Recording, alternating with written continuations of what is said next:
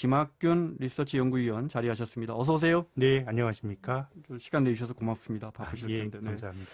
오늘 남북 경협주입니다. 예, 경제협력주 뭐 이런 것 같습니다. 이 언제부터 생긴 이야기입니까 이게? 예, 우리나라가 사실 뭐 50년 그 한국전쟁 이후로 남북이 대치를 하다가 그래도 한반도에 본격적인 대화 무드가 만들어졌던 게 이제 김대중 정권이었던 것 같습니다. 네. 그때 뭐 금강산 사업도 하고요. 뭐 이런 일들을 이제 이루어지면서요. 네. 그래서 90년대 후반부터 이제 소위 남북 경협주라고 하는 종목들이 주식시장에 등장을 했고요. 네. 주도적으로 남북 경협을 했던 회사가 뭐 이제 현대그룹이었기 때문에 원조 남북 경협주는 현대그룹주 주가였던 것 같습니다.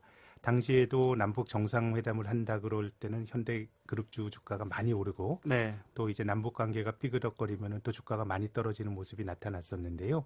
뭐 현대그룹주를 기준으로 보면 소위 뭐 남북 경협주라는 그 주식들이 이름이 오르내리기 시작한 게 한 20년 정도의 역사를 가지고 있는 것 같습니다. 네. 그 어떤 대북 관련주가 어떤 게 있습니까? 경협주가. 정말 뭐 상상을 초월할 정도로 많은데요. 네. 요즘 뭐 시장에서 많이 거론이 되는 게 뭐 남북 철도를 이룬다 그래서 이제 철도 만드는 회사들 뭐 대표적인 그 남북 경협주로 거론이 되고요. 네. 또 대체적으로 이제 사람들이 생각하는 남북 경협이 북한의 인프라 개발 여지가 크다라는 생각들을 하고 있는 것 같습니다. 뭐 도로도 닫고 이럴 테니까 네. 네. 또 건설주들 있고요. 네.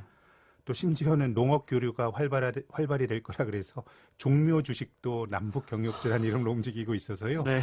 사실 뭐 주식이라고 하는 게 여러 가지 기대감이 뭐 반영이 되는 거긴 사실입니다. 네. 어떻게 보면 일단 기대감으로 먼저 움직이고 나중에 아니면 떨어지고 뭐 이런 자산이긴 한데 아무튼 한편으로 보면 이것까지 남북 경협주로 불릴 수 있을 거냐 싶은 종목들도 네. 아무튼 뭐 시장에서는 남북 경협주로 평가를 받으면서 주가가 형성되고 있습니다. 네. 흔히 이런 테마주가 열풍이 불면 정말 희한한 이유를 갖다 붙여가지고 그 테마주 갖다 붙이잖아요. 그렇습니다. 네. 뭐 과정은 뜨거우나 지나고 나면 참 허망한 경우가 많지요. 네. 아유, 오늘 그 말씀을 해주실 것 같습니다. 지금 현재 성적은 어떻습니까? 뭐 이제 편차가 매우 큽니다. 네. 그렇지만은 그래도 지금까지는 전체적으로 좀 괜찮은 성과를 나타내고 있습니다. 네. 예, 올해 주식시장이 뭐 그렇게 썩 좋은 시장은 아닙니다. 작년에 굉장히 좋았지만 네. 지금 뭐 코스피는 연간으로 보면은 뭐 박스권을 벗어나지 못하고 있는 그런 상황인데요. 네. 북미 정상회담이 처음 발표가 됐던 게 3월 8일입니다. 3월 8일부터 어제까지 코스피는 0.7% 하락했습니다. 뭔가 네. 제자리 흐름 한 셈이죠. 근데 남북 경협주로 평가받고 있는 현대건설은 85%나 올랐고요. 이제 건설주들이 전체적으로 많이 올랐지만 건설업종 지수는 한 40% 올랐습니다. 그러니까 뭐 시장은 재미없고 건설업종 전체가 좋았지만 그 이제 남북 경협 관련 주들이 끌어올렸기 때문에 네. 뭐 전체적으로 보면은 뭐 성과가 좋았는데 뭐 결과적으로 한 뭐 2달 반 남짓 동안에 85% 올랐지만 이게 중간 과정은 참 우여곡절이 많았습니다. 이제 북미 정상회담 취소된다고 할 때는 또 급락을 했었고요. 그래서 순탄하게 오르기보다는 굉장히 진폭이 컸지만 지금까지 성과는 그래도 좋았다 이렇게 평가를 내릴 수 있을 것 같습니다. 네. 워낙 근데 남북 관계 자체가 지금 또 다시 이제 흔히 롤러코스터 이야기잖아요. 네. 지금 이제 북미 회담이 다시 재개되어 오른 것 같지만 사실 좀 위험한 거 아닙니까? 그렇죠. 어떻게 보면 투자라고 하는 게 저는 장기간 투자해서 돈을 벌려면은 뭐 타이밍을 잘 맞춰서 저가에 잘 사서 고점에 잘 팔 수 있는 사람은 없고요. 대체로 주가가 떨어져도 버틸 수 있어야 되는데 네. 버틸려면 사실 자기 근거가 필요하거든요. 네. 그래서 그 나빴을 때 버티는 것도 사실 중요한 의사결정인데 네. 남북 경협주는 사실 뭐 어떻게 굉장히 그 가늠하기 힘든 여러 가지 변수들에 대해서 흔들리기 때문에 네. 뭐 장기간 들고 가기가 좀 힘든 측면이 하나 있는 것 같고요. 네. 그리고 또 한 가지는 뭐 장기적으로 주가는 뭐 그 북한과 사업을 해서 돈을 벌어야 되는데 이거를 지금의 정보로 계측하기는 참 힘듭니다. 그래서 여러 가지 기대감을 가지고 올랐던 뭐 소위 테마주들, 지금은 남북 경협주란 이름으로 이제 시장의 주된 테마가 있는데 네. 기대감으로 올랐던 종목들은 대체로 그중에 아주 극소수의 종목만 궁극적으로 돈을 벌면서 주가가 장기간 올랐고 네. 나머지는 또 장기적으로 보면 그렇게 성과가 좋지 않았기 때문에 투자자분들은 정말 이게 올라가면 올라갈수록 기업의 실적과 뭐 연결고리가 있는지들을 좀 살피실 필요가 있다고 생각이 네. 됩니다. 대부분 연결고리가 없죠. 없다기보단 지금은 알 수가 없습니다. 알 수가 없다. 기대감으로 움직이지만 그런 네. 기대감만으로 하기에는 좀 주가가 네. 상당히 많이 오른 게 아닌가라는 네. 생각은 갖고 있습니다. 네. 자, 그래도 워낙 또 신용장구도 빚내서 투자하시는 분들도 너무 단기간에 많이 늘었고요. 네. 그중에 상당수가 또 이 경협주에 가 있을 겁니다. 네. 단기간에 승부를 보고 싶어 하실 거고. 네. 어떻게 해야 합니까? 이미 사신 분들, 살려고 생각하시는 분들, 뭐 어떻게 해야 합니까? 참 난감한데요. 네, 네.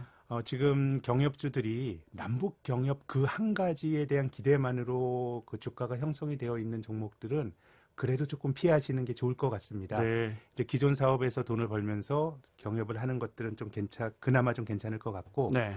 또 한 가지 드리고 싶은 말씀은 사실 뭐 우리가 통일이라고 하는 게 민족적 대의고 그것을 해서 그 속에서 이제 좀 이제 기회를 찾는 게 맞다고 생각이 됩니다. 다만 이제 남북 북미 대화가 잘 이루어지고 그랬을 때 우리가 90년대 사례가 있는데요. 네. 북한 핵 문제가 이제 봉합이 되면서 우리나라가 사실 북한에 경수로 지원해주고 하면서 뭐 민족적 대의에는 맞는 거지만 상당히 많은 비용을 이제 한국이 졌었고요. 네. 90년대 통독 과정에서도 지금이야 뭐 독일이 통독을 해서 잘 살고 있고 유럽에서 가장 잘 나가는 경제지만 90년 그 통독 이후에 한 10년 동안 유럽에서는 독일을 유럽의 병자라고 불렸거든요. 전 지금 유럽 경제가 이렇게 잘 나가는 게 물론 이제 통일로 인한 효과도 분명히 있겠지만은 유로가 굉장히 약해지면서 독일 기업들이 굉장히 이제 그 수혜를 본 측면이 있다고 생각이 되거든요. 네. 기술력이 있으니까요. 그렇습니다. 네. 그래서 단기적으로는 오히려 조금 짐이 될 가능성이 있는 것 같고 물론 이제 대전제는 우리가 통일이라고 하는 대사를 논하면서 뭐 주가의 득실을 따지고는 말이 안 되는 것 같고 네, 네. 그렇지만 이제 투자라고 하는 건 기본적으로 돈 벌려고 하는 거 아닙니까? 그렇게 본다 그러면은 조금은 여러 가지 낙관적인 기대들이 네. 상당히 많이 이미 좀 주가에 반영이 되어 반영이 있는 건 됐다. 아닌가 뭐 그런 조언을 드리고 싶습니다. 네. 알겠습니다. 뭐 100만 원, 500만 원, 50만 원 갖고라도 그래도 투자한다면 어떻게 하시겠어요? 예, 뭐 기본적으로 잘 아는 걸 해야 됩니다. 앞으로 이 코너에 예. 항상 마지막 질문이 이게 될 겁니다. 네. 뭐 남북 경협주 아까 말씀드린 뭐 확신이 있거나 아니면 뭐 이런 게 있다면 뭐 선택하실 수 있겠지만 네. 사실 이렇게 언론이나 신문에서 다뤄지고 이럴 때는 이미 주가가 많이 움직이는 경우가 많기 때문에요. 네. 상당히 내가 아는 정보들은 많은 사람들이 이미 알고 있고 그것은 주가에 반영이 되었다라고 이제 생각하시는 게 오히려 좋을 것 같고 주식 투자를 안 하시는 분이라 그러면 저는 시장에 투자하시는 ETF를 권해드리고 싶습니다. 네. 사실 이건 뭐 ETF 투자에서 근데 ETF에 경협주만 따로 묶여 있는 건 없죠. 그런 건 없습니다. 그런 건 그냥 없고요. 단지 네. 시장에 투자하는 건데 지금 네. 뭐 경협주, 반도체주 왔다 갔다 하지만 네. 주가 지수는 궁극적으로 가장 잘 나가는 것들이 이제 반영이 되는 거기 때문에 네. 뭐 ETF 투자로 투자 시작을 좀 권해드리고 싶습니다. 네, 알겠습니다. 나오시는 전문가분들마다 다 지수 상품이나 ETF를 권하십니다. ETF에 지수 상품이 많이 있고, 네. 참고하셨으면 좋겠습니다. 다음 주에 우리 김학균 연구위원과 함께할 주제는 개인 공매도 투자입니다. 개인 투자자분들이 공매도에 대해서 불만이 많으신데 개인 공매도 투자 늘어날 것 같은데 그것도 참고해 주시고요. 자, 지금까지 신영증권의 김학균 연구위원이었습니다. 고맙습니다. 감사합니다.